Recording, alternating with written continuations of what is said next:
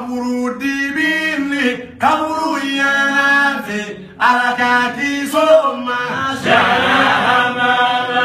biriki minjiginaga koko bingeraka kopege alijanna ye shamala nauya kalibado mameli wulishana yeka kaliba imina shamala aya yakudi mameli wulishana ma fokase sayagoma shamala buye bidua uke sumaila tarane alagahina Allah shamala mukadamu demba silage dua uke alagahina Allah shamala niyonze boye shamala kande unye alagahina Allah shamala kadumbe sutura kulabatarina anne damera be shamala wa sallallahu ma salami ala rasul shamala wa sallallahu ma salami ala rasul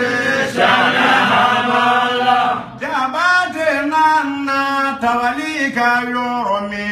ayaga kasida ifo shamala ningela bama go kine wolo vila bani odoina shamala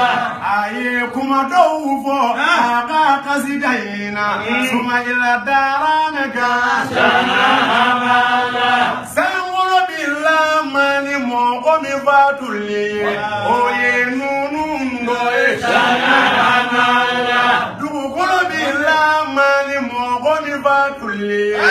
oye nunu ngoe shamala jabate yeni wo suma ila darameka kamuba kumado shamala goni bambi numbe hasidi ya tofe jabate bula shamala jabate kumana suma ila darameka jitira awyeka shamala agoni batuli niye kabakoye silame be bolobi shamala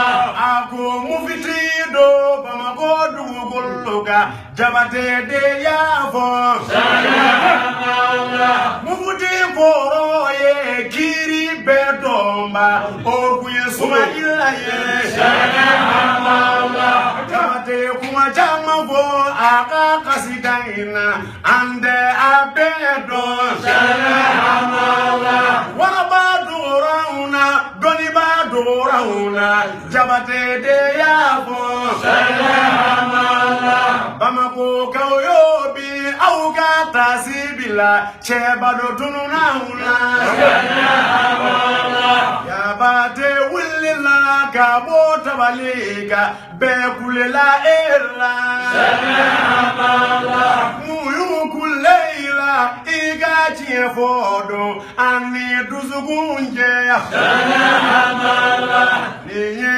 kasida yesu ila tarameka alamani sabababe shamala alakaula baye silame jamabe nalagira horoma